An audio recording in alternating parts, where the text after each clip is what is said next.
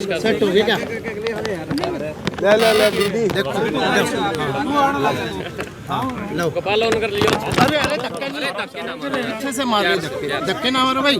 हाँ कर लो light on कर लियो गोपाल, अगर जरूरत हो तो बताइए। आज उस तरफ से आ जाओ। अबे तुम सेटल हो लो यार, सेटल हो लो। पहली बार पत्रकार लड़ते देखे। लो अरे भाई आगे तो उस तरफ आप से आ पकड़ लो जाते यार, दो इसके दो हाथ से आप पतंग करे। छोड़ दे तू, छोड़ दे, ये पकड़ ले। देख, आराम से खड़ा हो गया। सबसे ज्यादा तूने धक्के दिए। सर, आज करोड़ों रुपए की योजनाओं का आपने उद्घाटन किया। लगभग 280 करोड़ की परियोजनाओं का हिसार में शिलान्यास और उद्घाटन हुआ है, जिसमें दो महत्वपूर्ण चीज़ें हैं। एक हमारा एयरपोर्ट को आगे ले जाने का जो सपना है, उसके अंदर एयर ट्रैफिक कंट्रोल टावर स्थापित करने की आज नींव रखी गई है और 2 महीने के अंदर उसका कार्य पूरा हो जाएगा।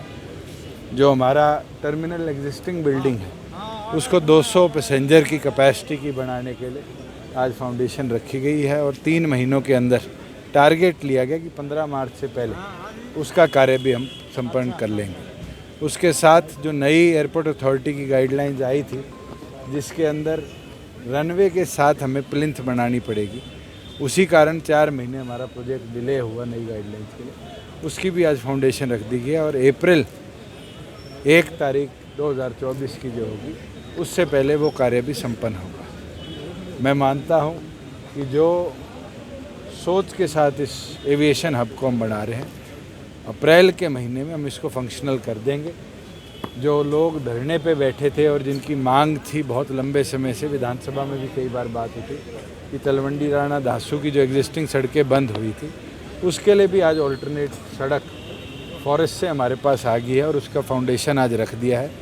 2.5 से 3 महीनों के अंदर वो रोड भी पूरी कंप्लीट हो जाएगी, जिससे कनेक्टिविटी जो 5 गांव की आज 7-8 किलोमीटर बड़ी थी, उसको हम छोटा कर पाएंगे। और एक खुशी की बात है, जो हम एक मास्टर रोड बना रहे थे एयरपोर्ट के ऊपर से कनेक्ट करने के लिए बरवाड़ा रोड को और हांसी रोड को, उसकी मंजूरी NHAI से 3 दिन पहले आ गई कि अब NHAI उसको ओवरटेक करेगी।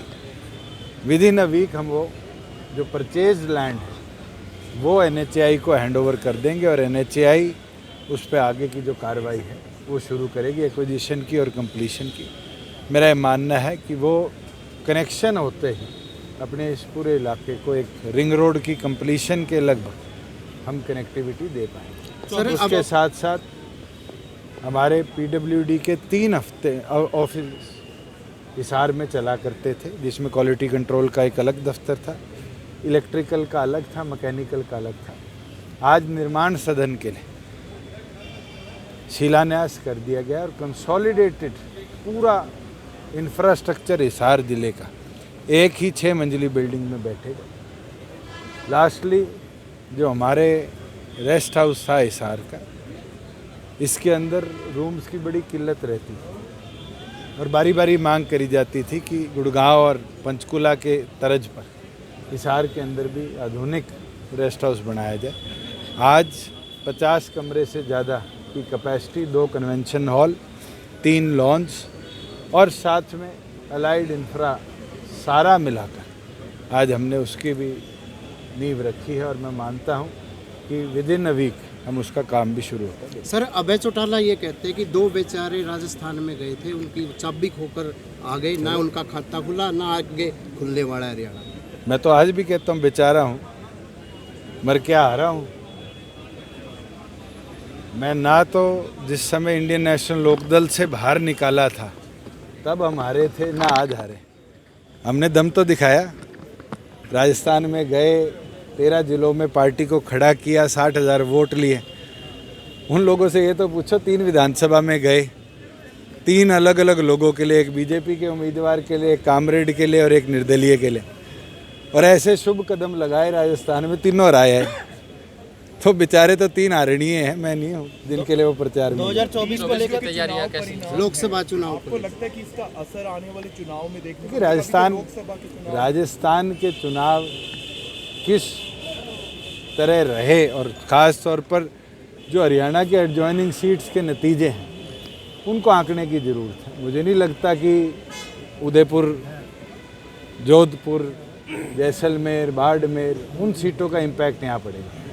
मगर जिस तरह से स्कैटर्ड जनमत आया है, भरतपुर से लेके जो हमारे पलवल को छूती है और संगरिया जो हमारे सिरसा जिले को टच करती है, मुझे लगता है इन 30-32 सीटों को एनालाइज करने की जरूरत है। 2024 को लेकर जेजेपी की क्या स्ट्रेटेजी? पूरी तौर पर तैयारी है। 5 लोकसभा क्षेत्रों के अंदर पार्टी ने अपनी रैली करी है और 24 दिसंबर को करनाल लोकसभा की रैली रहेगी और उसके आगे बची 4 लोकसभा को भी हम जल्द कवर करेंगे। रणजीत सिंह कहते हैं कि जिस हिसाब से ये परिणाम आए हैं, जिस हिसाब से फाइट्स देखने को मिली, उसमें नेशनल पार्टीज ही रह जाएंगी, रीजनल पार्टीज का कोई स्कोप नहीं रहेगा। अगर आप राजस्थान के नतीजों को देखेंगे तो बड़ा शॉकिंग है कि एक सीट है जिसमें फर्स्ट और सेकंड दोनों निर्दलीय हैं और थर्ड और फोर्थ की जमानत जब्त हुई है। राजस्थान की 90% सीट ऐसी है जहां जो तीसरे नंबर पे कैंडिडेट था, चाहे वो निर्दलीय था, किसी पार्टी का था, उसको 10,000 वोट से कम मिले।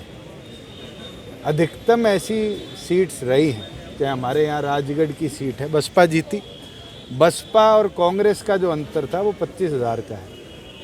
अगर मैं बात करूं, कांग्रेस जीती फतेहपुर की सीट, तो कांग्रेस और सेकंड पे जो कैंडिडेट आया 25,000 का अंतर है। तो वहाँ वोटिंग ट्रेंड्स कैसे रहे हैं, उसका लोकसभा पे क्या इम्पैक्ट है, ये कहना बहुत जल्दी है। सेशन आ रहा है, सेशन को लेकर कुछ पूरी तैयारी है।